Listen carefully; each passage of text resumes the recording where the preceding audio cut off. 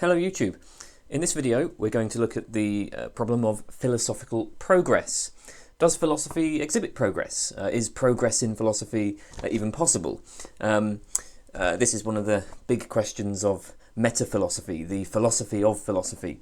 Of course, the first question here really is, what do we mean by progress? One immediate problem that arises with this discussion is, well, it might be argued that judgments of progress are simply subjective. To say that something is progressing is to say that it's getting better, and isn't that just a matter of opinion? If I say that pop music has been getting better since the 1980s and my friend says that it's been getting worse, well, it looks like neither of us is really right or wrong, we just have different tastes.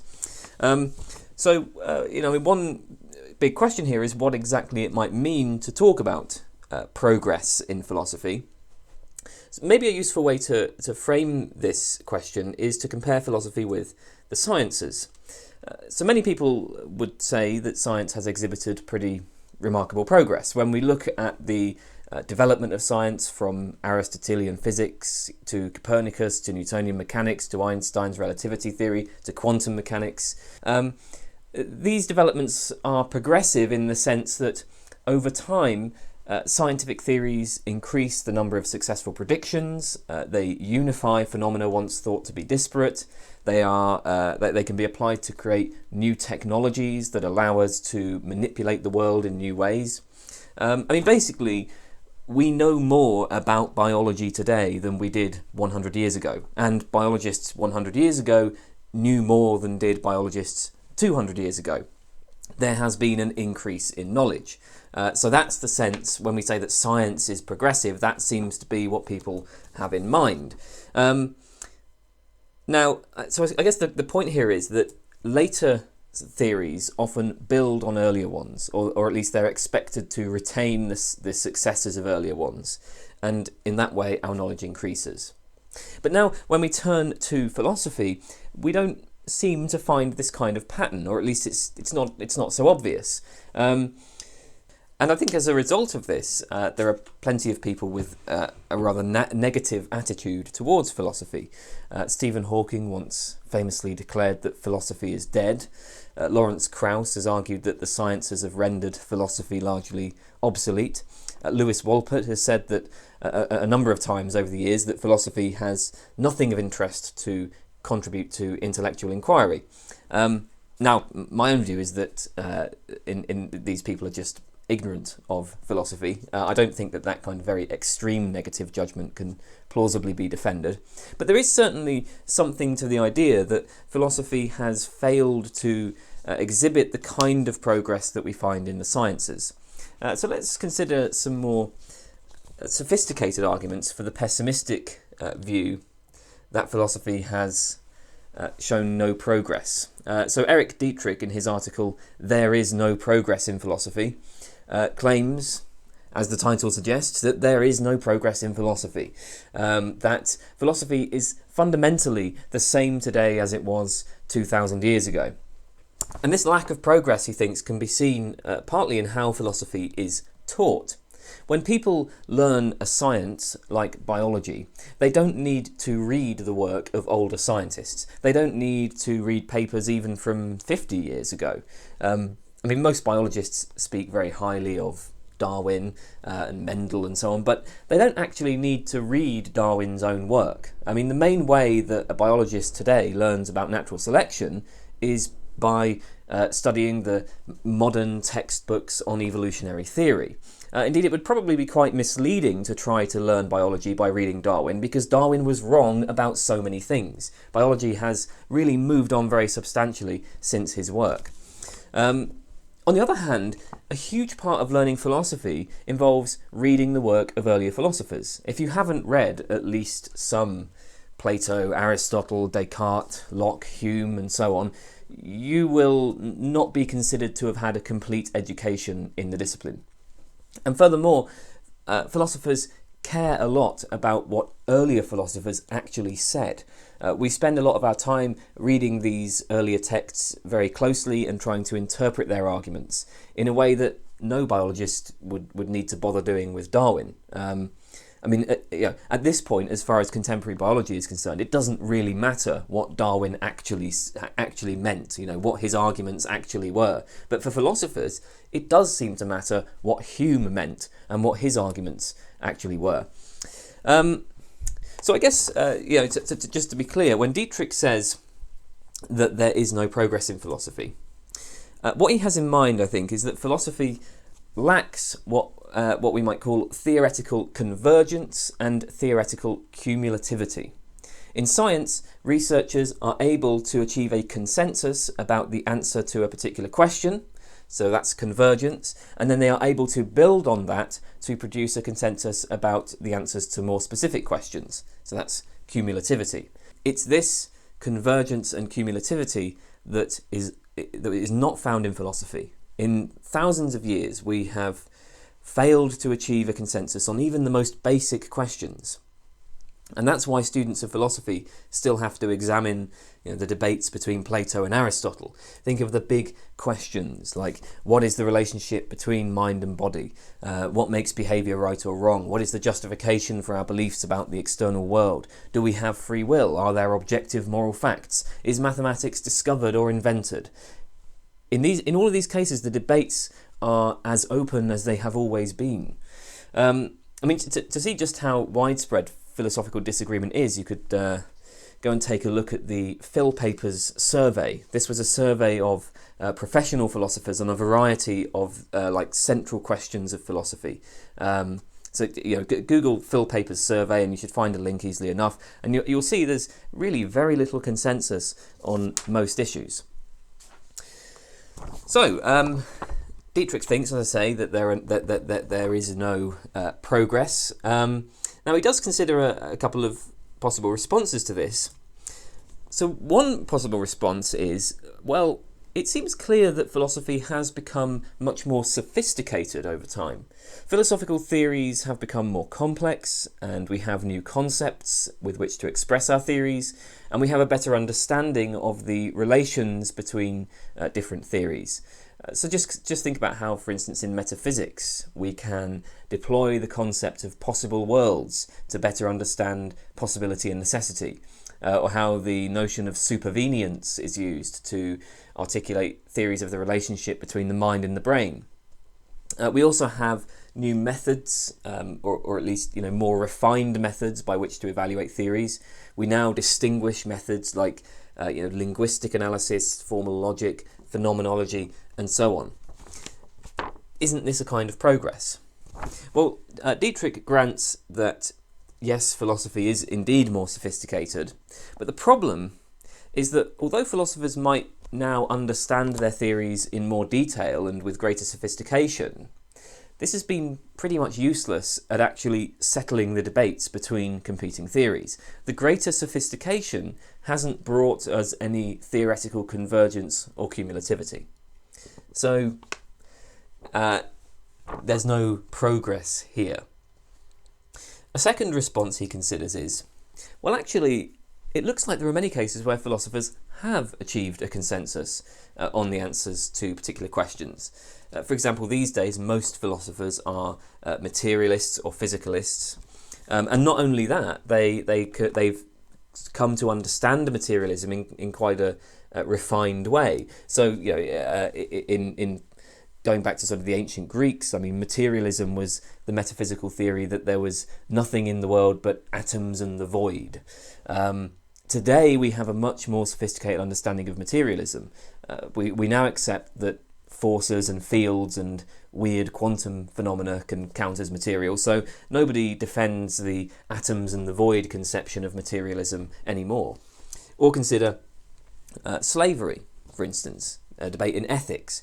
We used to accept and practice slavery. Today we don't. A few centuries ago there was serious debate about the moral status of slavery. These days, no philosopher that I'm aware of defends slavery. Again, this seems to be convergence. So isn't this progress? Now, of course, Dietrich accepts that philosophy has achieved consensus in cases like this, but he says this still isn't really comparable to the kind of convergence and cumulativity that we find in science. So philosophy, Dietrich says, what it does is it stays current. And by this he means that philosophy adapts itself to the latest discoveries and the latest intellectual fashions. So yes, there is change in philosophy, and sometimes philosophers achieve a consensus, but this is merely a result of philosophers adapting their views to the latest scientific and social developments. The real progress is scientific and social progress. Philosophers have just sort of kept up. So it was scientists, not philosophers, who discovered forces and fields. So it was the scientists who refuted the atoms and the void conception of materialism. And then obviously philosophers had to update their conception of materialism in response to this. Otherwise their positions would have just been empirically refuted. With respect to slavery, the problem is that on this topic, philosophers were not, as it were, leading the way. The views of philosophers at any particular time, by and large, match the views of society overall at that time. So, there was never a time when society as a whole accepted slavery, while almost all philosophers rejected it and were arguing against it. Rather, there was a debate about slavery among politicians and journalists and laypersons, and then philosophers just joined the debate on both sides. So it's very misleading to view the current philosophical consensus on slavery as being an achievement of philosophy. It was instead an achievement of society as a whole. And the same is true with other social movements like women's rights, civil rights, animal rights, rights for the disabled, the concept of individual liberty, and so on. Philosophers were never at the vanguard of any of these advances. People in general debate our treatment of, say, animals, whether it's acceptable to kill animals for food. Philosophers are found on both sides of the debate. So I guess with this in mind, there's an important qualification to Dietrich's argument. Yes, there has been convergence on issues like materialism and slavery, and probably a bunch of other topics as well. But the question is, what explains the convergence? If we want to show that there has been philosophical progress, it's not enough simply to point to convergence. The convergence must have been due to, I guess, compelling philosophical arguments, and not just imposed from the outside, as it were, by general social changes. If there is genuine philosophical progress, that has to amount to more than just a matter of philosophy staying current, to just kind of adapting itself to the latest scientific discoveries and social fashions. So if we accept Dietrich's view that there is no convergence in philosophy, this leaves us with the question, why not? Right? Why does philosophy fail to achieve convergence? Why is there this difference between philosophy and science? I suppose there are a number of possible explanations here, but Dietrich considers two explanations. First of all, he considers the explanation given by Colin McGinn, which is so Colin McGinn has proposed that many philosophical debates are just irresolvable due to cognitive limits imposed by the structure and functioning of the human brain. The human brain is, it's a biological system. It's a product of evolution, and it has been endowed with various abilities designed to solve problems that will promote survival and reproduction. The kinds of problems dealt with by philosophers are just too far outside our normal area of expertise. So in particular, human minds seem to work best when we are able to apply reductionist reasoning. So this involves identifying certain primitive elements and primitive relations in a domain, and then seeing how you can kind of combine those primitive elements and primitive relations to give rise to the more complex structures of the domain. So we break things down into their constituent parts and then show how the overall system arises from the interaction of these parts. This kind of reductionist methodology is obviously standard in the sciences. If you want to understand the circulatory system, say, you can break it down into the heart and the lungs and the veins, and then you see how each functions and how they all fit together. Or if you want to understand the evaporation of water, you would look at that in terms of, I guess, the molecules of which the water is composed. So there's this reductionist methodology, and many philosophical problems, McGinn thinks, are just not amenable to this kind of methodology. So we simply lack the ability to solve most philosophical problems. And note that for McGinn, philosophical problems are genuine problems, right? They're not simply pseudo problems, as somebody like Wittgenstein might say. Philosophical problems do have solutions in principle. We're just not equipped to find the solutions. Maybe there are aliens out there far more brilliant than us who have long ago solved all of the major problems of philosophy. I guess our position with respect to philosophy is rather like how a dog could never understand quantum mechanics, because that's just beyond the biological capacities of the dog's brain.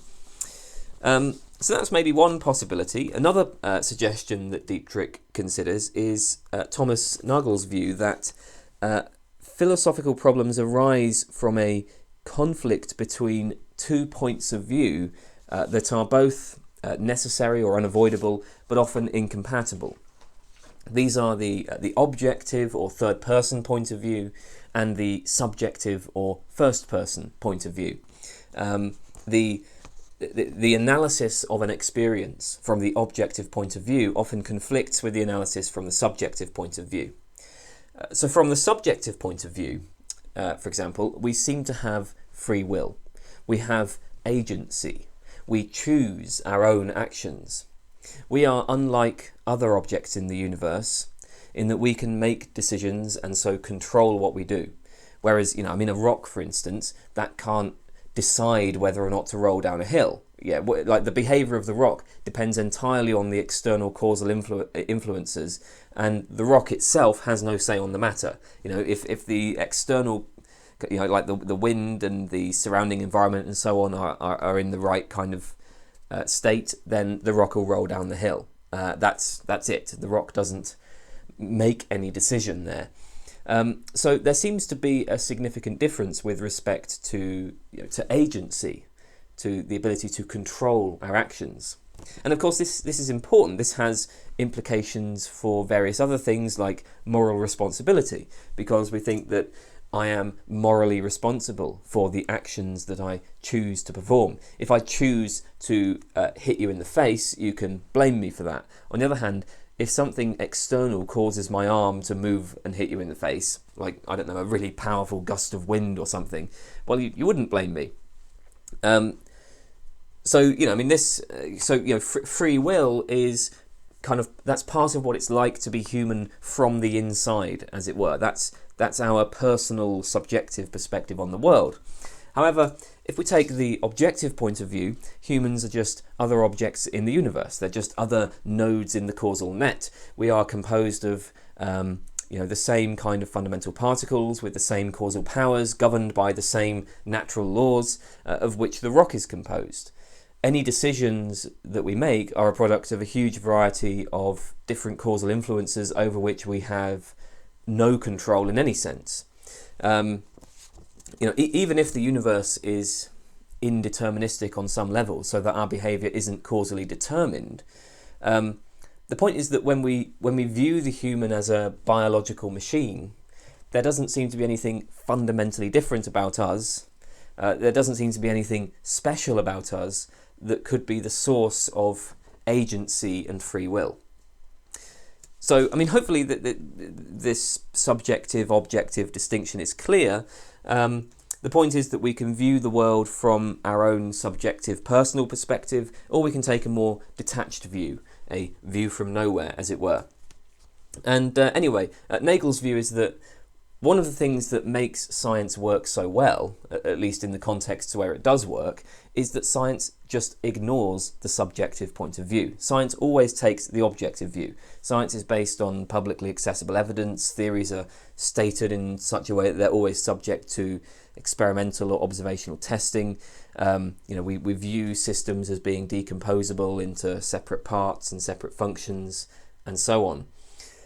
On the other hand, many philosophical problems arise because the subjective view gives us one set of answers to a certain problem, while the objective view gives us another set of answers which seem to be incompatible. And what's more, both of these views are perfectly legitimate. Both of these views are unavoidable. These often conflicting points of view are just built into how we see the world, and we can't reduce one to the other. We can't account for one in terms of the other. So what this means is that philosophical problems are intractable in principle. And this contrasts with McGinn. For McGinn, philosophical problems are intractable in practice. The reason why we can't solve philosophical problems is just because we're not smart enough, basically. On Nagel's view, on the other hand, no kind of mind, no matter how brilliant it is, would be able to solve philosophical problems. Or at least many philosophical problems, because the conflict between the subjective and objective views would occur for any kind of mind. So those are a couple of possible explanations for the lack of convergence in philosophy. Are they convincing? Well, I suppose there could be plenty of debate about which one is right, if either of them. Notice, though, that in answering the question, why doesn't philosophy exhibit progress, we are engaging in philosophy. And so Dietrich predicts that no explanation will convince all philosophers. Indeed, the true explanation for why philosophy doesn't exhibit progress will never actually be known. We'll never be able to achieve a consensus on any explanation for the lack of philosophical progress. But as I say, well, those are two proposals that you may want to consider. So, throughout this video so far, we've been considering progress in philosophy on the model of scientific progress, and we've found that philosophy is lacking. But perhaps philosophy does exhibit progress, but it just exhibits a very different kind of progress than science. And one point, I suppose, that's kind of obvious, but that we haven't really touched on, is that whether or not philosophy achieves progress is going to depend on the aims of philosophy. What are we actually trying to achieve when we do philosophy? Philosophy may not have the same aims as the sciences. Dietrich seems to assume that the aim of philosophy is, like science, to answer questions, to produce new knowledge about the world.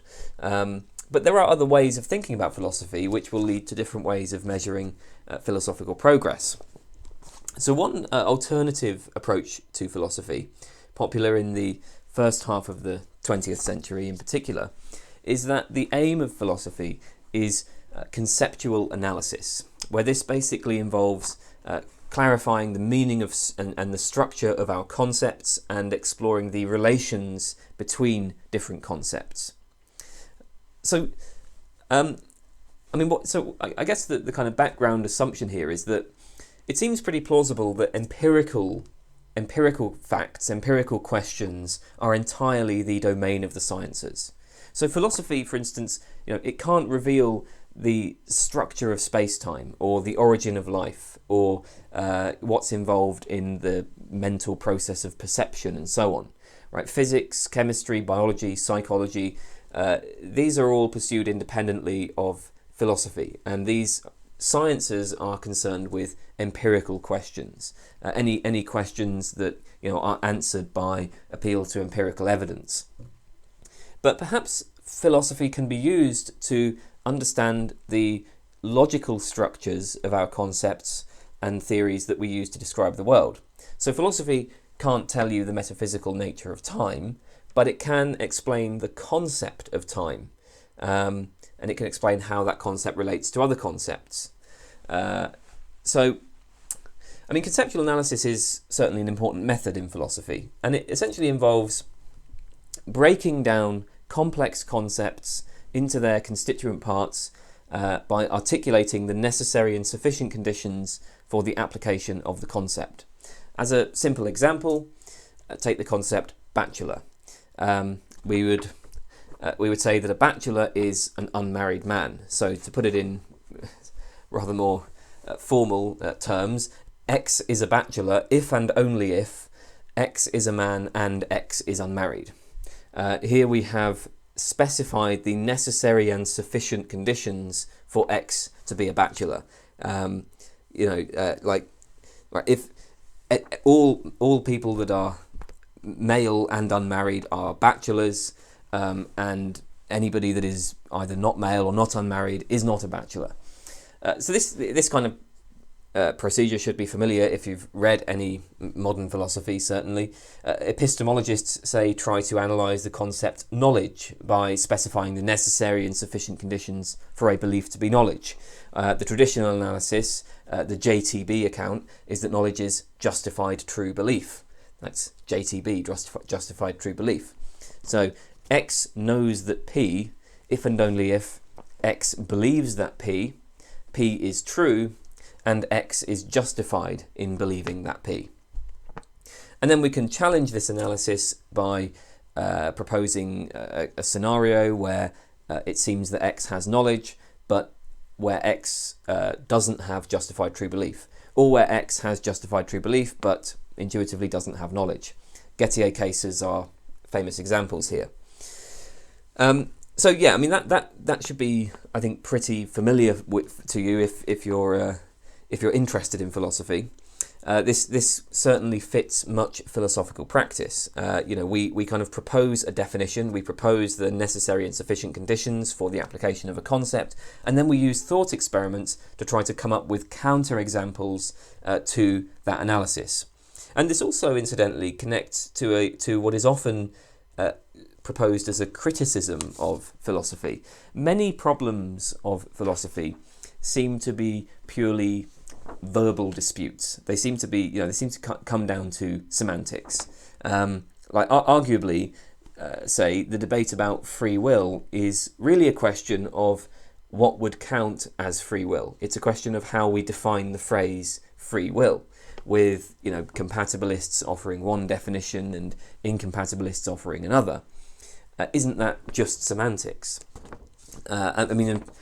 People are sometimes quite dismissive of such debates, as they say, that's just semantics, so it's not important. But actually, being precise about our meanings can be important. If we don't define our words clearly, if we don't analyse the concepts we employ in thinking about the world, we're likely to end up in all sorts of confusions. We're likely to end up talking past each other. So maybe philosophy is just semantics, but maybe that's okay.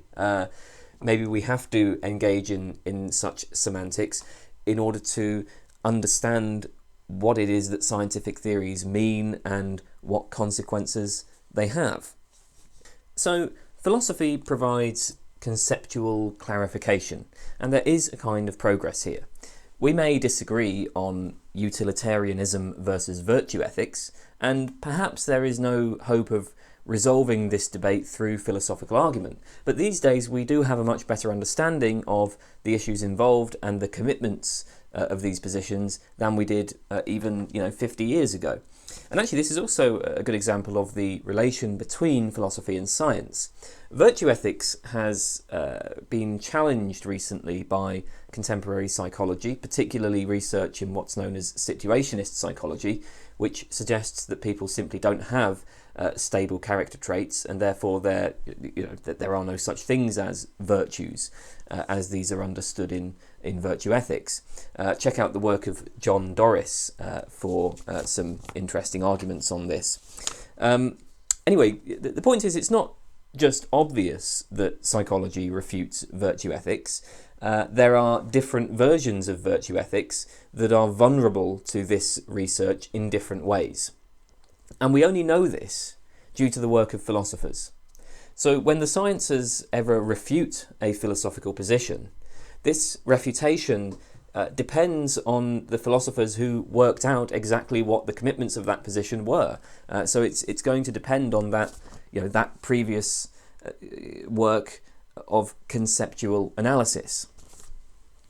So, you know, maybe this is a way of saving the idea of philosophical progress.